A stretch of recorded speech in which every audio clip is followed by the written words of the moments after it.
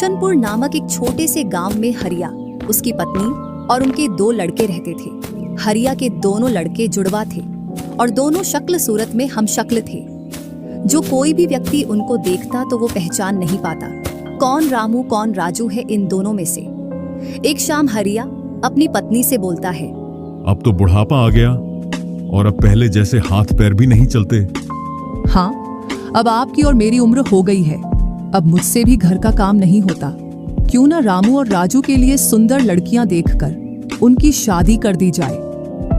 हाँ भाग्यवान, तू बोल तो सही रही है, लेकिन मुझे रामू की फिक्र है क्योंकि उसे काम में आलस आता है और वह कैसे अपना गुजारा कर पाएगा। बातें करते करते दोनों सो जाते हैं।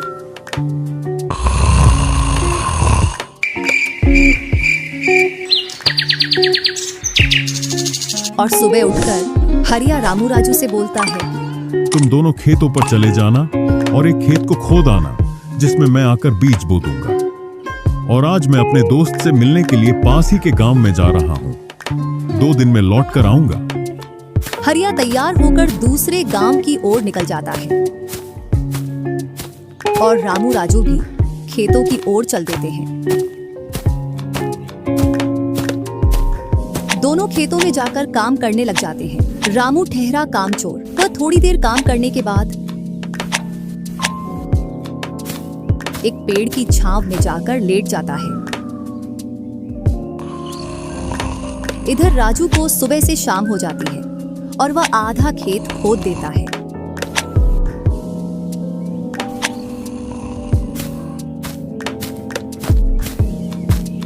और हरिया भी अपने दोस्त के पास पहुंच जाता है। अरे भाई हरिया, कैसे आना हुआ?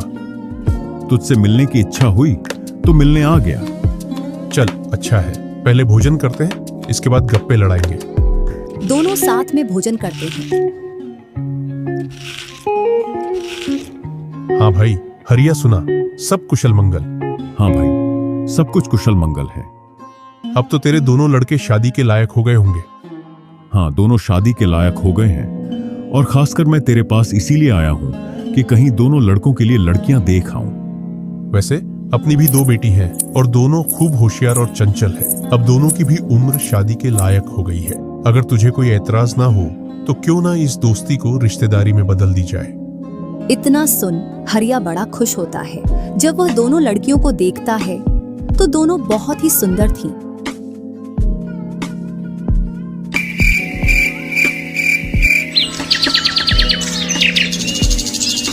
सुबह होते ही हरिया अपने दोस्त से बोलता है, मैं जल्द ही मेरी बहुओं को लेने आऊंगा। इतना बोलकर हरिया अपने गांव की ओर चल देता है। इधर रामू और राजू भी अपने खेतों पर काम करने के लिए आ जाते हैं और रामू पेड़ की छांव में जाकर सो जाता है। इधर राजू अपने काम में लगा रहता है। शाम होने को आ जाती है और हरिया भी अपने खेतों के पास आ जाता है। रामू की आंख खुलती है तो हरिया उसको आता हुआ दिखता है, तो वह खेत में जाकर काम करने लग जाता है। चलो घर, अब शाम हो गई और खेत भी पूरा खुद गया है।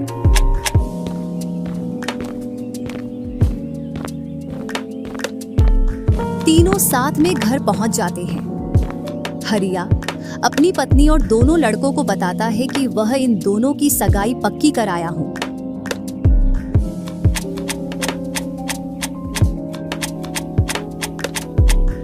और वह कुछ दिन बाद दोनों का विवाह कर देता है। ऐसे ही कुछ वर्ष निकल जाते हैं।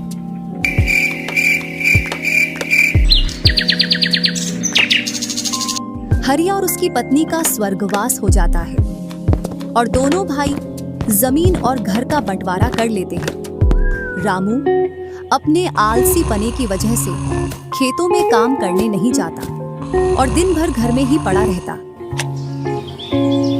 इधर राजू अपने खेतों में दिन रात मेहनत करता है, जिससे रामू और राजू की फसलों में अंतर स्पष्ट दिखाई देता है।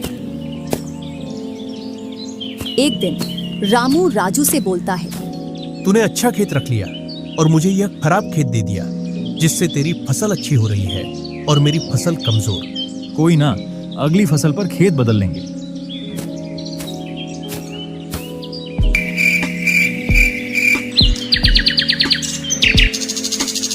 अगली फसल पर रामू राजू से खेत बदल लेता है और एक खेत ज्यादा ले लेता है। फिर भी राजू खुशी खुशी उसे खेत दे देता है। राजू के हिस्से में जो खेत थे उनमें फिर से वह दिन रात मेहनत करता।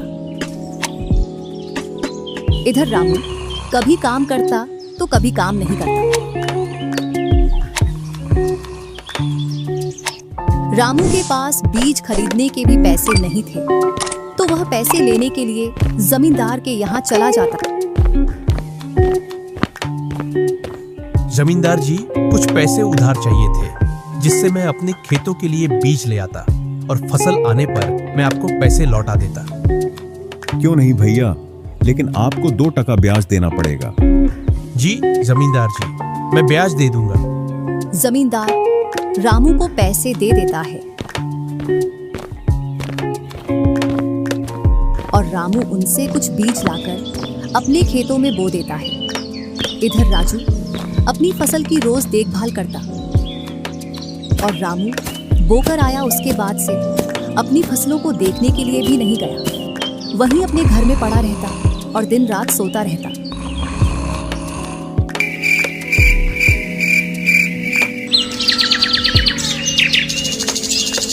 एक दिन जब फसल पकने का समय आया तो वह अपनी फसल देखने के लिए खेतों पर गया और फसल देखकर बोला, अरे इतनी कमजोर फसल, मैंने खेत बदल लिया, फिर भी लगता है मेरी ही किस्मत खराब है। जो भी जमीन में लेता हूँ उसमें अच्छी फसल होती ही नहीं है। ऐसे कहते हुए वह अपने घर आ जाता है और अपनी पत्नी से बोलता है, राजू की फसल तो अच्छी है, बस हमारी फसल ही कमजोर है। ऐसा कैसे हो सकता है? ऐसा तो होगा ही। दिन रात जो घर में पड़े रहते हो और खेतों में समय समय पर दवाई पानी नहीं दोगे तो फसल ऐसी कमजोर रहेगी। फिर बोलते हो किस्मत खराब है। किस्मत नहीं, मेहनत करनी पड़ती है। चल चल, मेरे को मत सिखा। अगर किस्मत ना हो तो कुछ भी नहीं होता। अगर मेहनत से कोई बड़ा बनता तो सबसे पहले गधा बड़ा बनता, क्योंकि उसके बराबर कोई मेहनत नहीं करता। और जो मजा जिंदगी में सोने में है वह मजा और किसी चीज में नहीं। बस इनको तो सुला दो, सोने के अलावा और कोई काम ही नहीं है।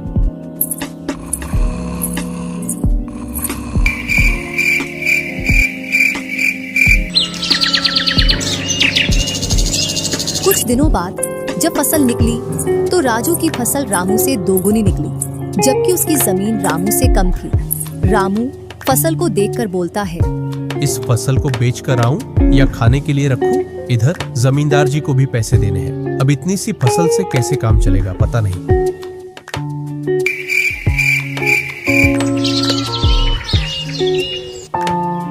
एक दोपहर रामू सो रहा था, तभी उसका गेट किसी ने खटखटाया। पता नहीं कौन भरी दोपहर में नींद खराब करने के लिए आ गया। जैसे ही वह गेट खोलता है तो सामने जमींदार खड़ा दिखता है। क्या यह रामू का घर है? रामू ने सोचा, क्यों ना मैं इसे राजू के घर पहुंचा दूं। यह मुझे पहचान भी नहीं पाया। मैं तो राजू हूँ, वह वाला घर है रामू का। जमींदार सामने वाले घर पर जाकर गेट को खटखटाने लगता है। राजू गेट खोलता है और बोलता है, क्यों भाई, इतनी तेज गेट को क्यों खटखटा रहे हो? मैंने आपके रुपए लेकर खा लिए क्या? हाँ भैया रामू, तुमने मेरे जो पैसे लिए थे उन्हीं को लेने के लिए आया हूँ। तुमने बोला था फसल आने पर पैसा लौटा देंगे, जो तुमने अभी तक नहीं लौटाया। क्या जमींदार जी, आप भी दोपहर में नशा करके आ गए? मैंने कब आपसे पैसे उधार लिए? क्या तुम ही रामू हो? नहीं, मैं तो राजू हूँ। रामू तो सामने वाले घर में रहता है।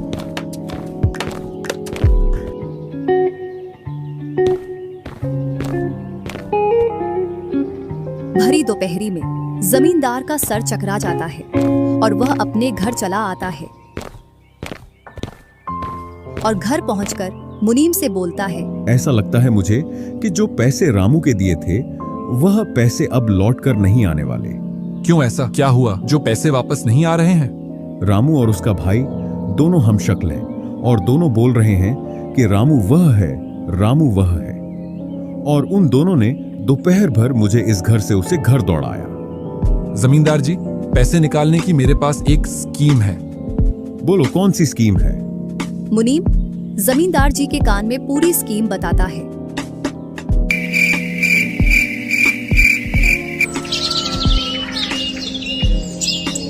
दूसरी सुबह जमींदार, मुनीम और दो आदमी जिनके हाथ में लाठी थी, चारों लोग रामू के घर की ओर चलते हैं। जैसे ही रामू के घर के पास पहुंचते हैं तो जमींदार और दोनों लोग थोड़ी दूर रुक जाते हैं। अरे रामू भैया, बाहर निकलो, मैं पास ही के गांव से आया हूँ। जरूर जमींदार होगा, मैं आज गेट खोलूंगा ही नहीं। मैं तुम्हारी ससुराल से आया हूँ। तुम्हारे ससुर साहब ने तुम्हारे लिए कुछ रुपए और कुछ आभूषण भेजे हैं, क्योंकि बुढ़ापे की वजह से उनसे यहाँ तक आने की नहीं बन पा रही थी, इस वजह से उन्होंने मुझे भेजा है। इतना सुन रामू के मन में लालच आ जाता है और वे फटाक से गेट खोल देता है। कहाँ है पैसे और धन? क्या तुम्हारा ही नाम रामू है? हाँ, मेरा ही नाम रामू है। कहाँ है धन? यही पास में रखा है, चलो दोनों उठा लाते हैं। वह मुनीम के साथ चल देता। थोड़ी दूर चलने के बाद मुनीम जमींदार जी को बुला लेता है। जमींदार और दोनों लोग रामू के पास आ जाते हैं। लाओ मेरे पैसे लौटाओ, ब्याज समेत। मैंने आपसे पैसे नहीं लिए। ये ऐसे नहीं मानेगा। अब तुम दोनों के हवाले करता हूँ, तुम चाहे जैसे इससे पैसे निकालो। और दोनों आदमी रामू को लठ से मारते हैं। रामू चिल्लाता हुआ, अरे भाई रुको, अरे भाई रुको, मत मारो, अरे भाई रुको, मत मारो। इधर वह दोनों रामू में दे लठ बरसा रहे थे। तभी राजू गेट खोलकर देखता है तो रामू पर कुछ लोग लठ से वार कर रहे थे। तो वह दौड़कर उनके पास आता है और बोलता है, अरे भाई रुको। इस रामू ने आज से 5 महीने पहले मुझसे पैसे लिए थे। जब लौटाने की बारी आई तो बहाने कर रहा था। कितने पैसे हैं? 2000। रुको मैं लाता हूँ।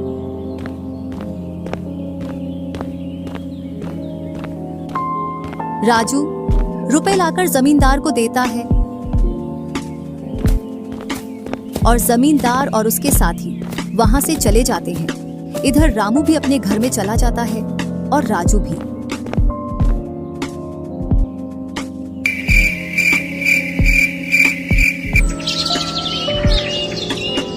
कुछ दिनों बाद दोनों भाई अपना अपना खेत खोदने के लिए खेतों पर पहुंच जाते हैं। इधर खेत खोदते खोदते राजू दौड़ते हुए रामू के पास आता है और बोलता है, देखो मुझे खेत में क्या मिला है। राजू के हाथ में हीरा देखकर रामू के मन में लालच आ जाता है और वह मन ही मन सोचता है, इसके खेत में तो और भी हीरा हो सकते हैं। क्यों ना मैं इसको मेरा वाला खेत दे दूं और इसका खेत में रख लूं, जिससे मेरे पास भी बहुत सारे हीरे हो जाएंगे।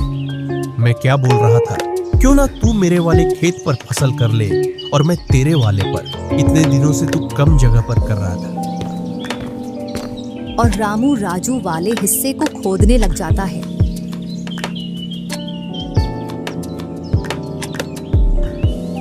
शाम तक पूरे खेत को खोद देता है, लेकिन उसे उसमें कुछ भी नहीं मिलता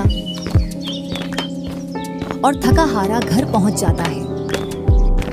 आज पूरा खेत खोद दिया, लेकिन फिर भी एक हीरा नहीं मिला, जबकि राजू ने खेत का एक कोना खोदा था, उसमें ही उसे एक हीरा मिल गया।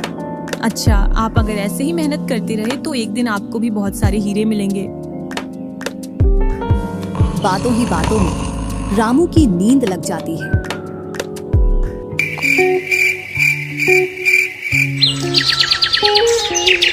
और जब सुबह होती है तब वह बोलता है, आज जैसी नींद मुझे कभी नहीं आई। हाँ, अगर तुम ऐसे ही मेहनत करते रहे तो आपको रोज ऐसी नींद आएगी।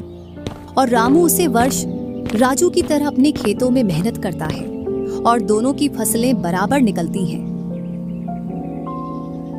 जिससे रामू के चेहरे पर अलग ही चमक दिखती है। एक दिन चारों लोग साथ में बैठकर खाना खा रहे थे। क्या सच में उस दिन खेत में से हीरा निकला था? हाँ भैया, निकला था ना।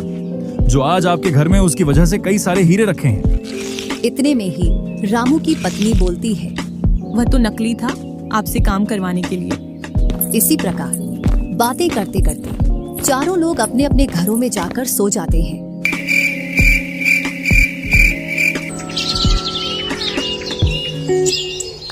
सुबह होते ही तुम दोनों को राजा साहब ने राजमहल बुलाया है। वह दोनों भाई सेनापति के साथ चल देते हैं। अब पता नहीं कौन सी आपदा आ गई। कुछ नहीं, कुछ अच्छा काम होगा, तभी तो हमें बुलाया है। दोनों राजा के पास पहुंच जाते हैं। हमने सुना है इस वर्ष तुम्हारी फसल सबसे अच्छी निकली है और आपने इस बार सबसे ज्यादा राजकोष में कर दिया है। इसी का आप दोनों को इनाम दिया जाता है। दोनों भाइयों को आपके गांव में इनाम के रूप में दुगनी जमीन दी जाती है।